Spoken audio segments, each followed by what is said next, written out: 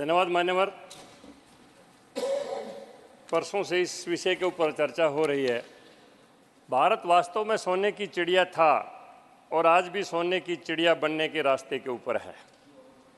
इस देश में बाबर से पहले जितने भी हमलावर आए, भारत से लाखों मन सोना चांदी हीरे जवाहरात सब कुछ लूट कर लिए गए, फिर भी ये देश सोने की चिड़िया बना रहा। लेकिन अंग्रेज़ों ने न देश की संपत्ति को लूटा बल्कि देश की संपत्ति के साधनों को भी लूटा।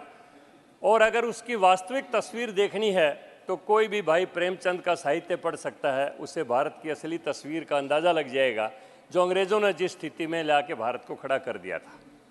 लेकिन सवाल ये पैदा होता है कि आज़ादी के बाद भारत की स्थिति क्या होनी चाहिए थी। हमारे देश के शहीदों ने, सरदार भगत सिंह ने, सुखदेव सिंह ने, शहीद बिस्मिल्लाह अशफाकुल्ला ने, शहीद चंद्रशेखर ने, शहीद राम प्रसाद बिस्मिल ने, खुदीराम बोस ने किस लिए गोलियां खाई थी, किस लिए फांसी का फंदा चूमा था, किस भारत की कल्पना की थी, किस भारत की तस्वीर सामने रखकर वीर सावरकर ने सेलुलर जेल के अंदर यातनाएं सही थी, और किस भारत की कल्पना करते हुए सुभाष चंद्र बोस ने अपने हजारों आज़ाद हिंद सैनिकों के साथ प्राणों की आहुति दी थी। वो भारत कौन सा भारत होना चाहिए था, उसकी आर्थिक स्थिति क्या होनी चाहिए थी, हमारे सामने सवाल ये है। अभी जनरल वत्स जी युद्ध की चर्चा कर रहे थे। चाइना वार के समय में हमारे सैनिकों के पास क्या था? एक 303 की राइफल और 50 कारतूस, इसके सिवाय कोई एमिनेशन नहीं था। रेजांगला के अंदर जो हमारे सैनिकों ने शहादत दी मेजर शैतान सिंह के नेतृत्व में, उन सैनिकों की डेड बॉडी को भी देख के किसी का भी हृदय कांप सकता था कि किस स्थिति में उन्होंने वो युद्ध लड़ा था। क्या था उनके पास? ना जूते थे, ना कपड़े थे, ना हथियार थे, ना कुछ नहीं था। आज भारत के पास राफेल है, आज भारत के पास तेजस विमान है, आज भारत के पास प्रचंड हेलीकॉप्टर है, आज भारत रक्षा उपकरणों का ना आयात बंद कर दिया बल्कि निर्यात शुरू कर दिया है। आज भारत लाखों करोड़, हजारों करोड़ का रक्षा उत्पादन करके विदेशों को निर्यात कर रहा है। आज भारत की आर्थिक स्थिति ये है। अब सवाल ये पैदा होता है, मेरे साथी विपक्ष के कई बार चर्चा कर रहे थे कि 2014 के बाद की बात क्यों करते हैं, 2015-14 से पहले की बात क्यों नहीं करते। भारतीय जनता पार्टी के हमारे नेता इतने कंजूस और इतने छोटे दिल के नहीं हैं। सरदेव वाजपेयी जी ने कहा था कि टूटे मन से कोई खड़ा नहीं होता और छोटे मन से कोई बड़ा नहीं होता है। सरदेव प्रधानमंत्री जी कई बार नरसिम्हा राव जी की आर्थिक नीतियों की प्रशंसा कर चुके हैं, अपने शब्दों में कर चुके हैं, कोई कंजूसी नहीं बरती है। लेकिन मैं बात करता हूं 1998 में वाजपेयी जी के आने से पहले की। मैं किसानों की चर्चा की बात करता हूं। भारत के किसान को कोऑपरेटिव लोन 10,000 रुपये 24% ब्याज के ऊपर मिलता था, और अगर 500 रुपये किसी किसान की किस्त टूट जाती तो उसको तहसील के हवालात में बंद कर दिया जाता था। गुंडों के लिए, अपराधियों के लिए बंदी प्रत्यक्षीकरण कानून था। उनको 24 घंटे में बताना पड़ता था कि आपको किस अपराध में यहां पर बंद किया गया है। लेकिन किसान के लिए कोई कानून नहीं था। जब तक वो 500 रुपये की किस्त ना भर दे तब तक महीनों तक तहसील के हवालात में जिल्लत की जिंदगी जीते हुए किसान को रहना पड़ता था। इस किसान को अपमान से किसने पीछा छुड़वाया? वाजपेयी जी की सरकार आई, सरदेव राजनाथ जी कृषि मंत्री थे। किसान क्रेडिट कार्ड बना के जो 24% ब्याज का जो रेट था उसको 7% के ऊपर लेके आए और किसान को तहसील के हवालात की जिल्लत की जिंदगी से मुक्ति दिलवा दी। ये किसने किया? याद करने की चीजें हैं। और आज किसान को 0% के ऊपर मोदी जी की नीतियों की वजह से लोन मिल रहा है। जो किसान 10 रुपये अगर किसी पड़ोसी की लड़की को कन्यादान देना पड़ता तो महाजन की बही में को अंगूठा लगा के आता था, वो किसान आज 15 लाख रुपए का ट्रैक्टर लेने के लिए अगर जाता है एजेंसी में तो कहता है नगद लूंगा, बताइए डिस्काउंट कितना देना है। आज किसान की आर्थिक स्थिति ये है। आप कल्पना करिए कि इस समय देश के अंदर हमारे घरों की स्थिति क्या है। हरियाणा की चर्चा कर रहे थे जनरल साहब, इन्होंने पूरी बात नहीं बताई।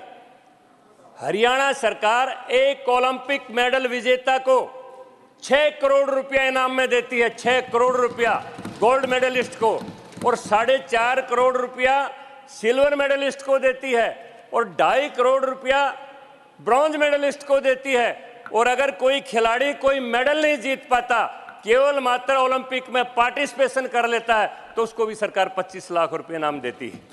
कहां पर है ये? कांग्रेस के लोग मुझे बताएं कि किस खिलाड़ी को कहां कब इनाम दिया गया था।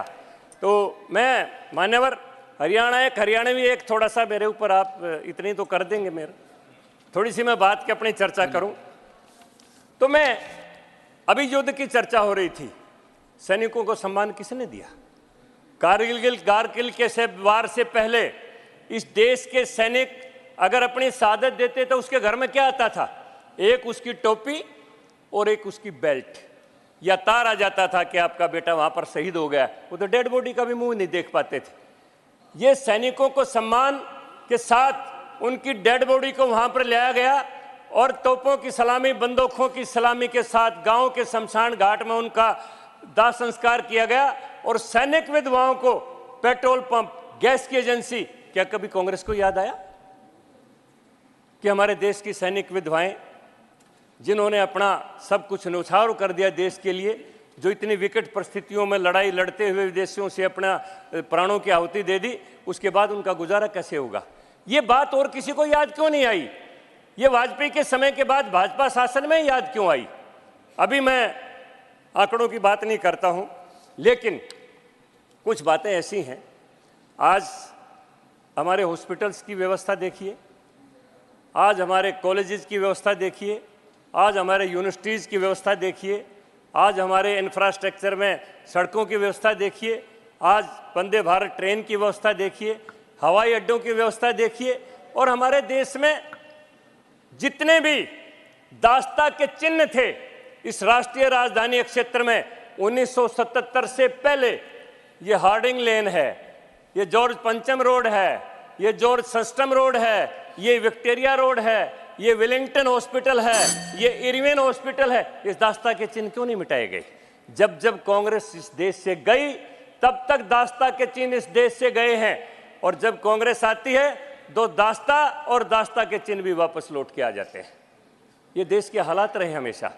तो मैं ये आपके माध्यम से ये बात कहना चाहता हूं कि देश की आर्थिक स्थिति के ऊपर चर्चा करते हुए अगर कोई आंकड़ों की भी बात करे तो मैं ये कह सकता हूं कि भारत एकमात्र ऐसा देश है कि 80 करोड़ लोगों को मुफ्त भोजन देने के बाद भी पहली बार भारत ने 75,000 करोड़ से ऊपर के खाद्यान्न उत्पाद विदेशों को निर्यात किए।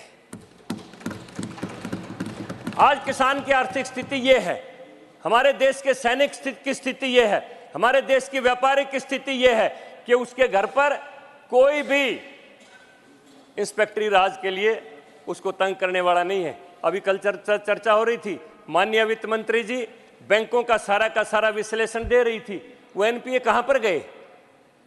ये विजय माल्या, ये मेहुल चौकसी, ये किन लोगों ने इनको लोन दिया था? ये देश से जितने भी भगोड़े हमारा धन लूट के ले गए, ये किन के राज में लेके गए थे?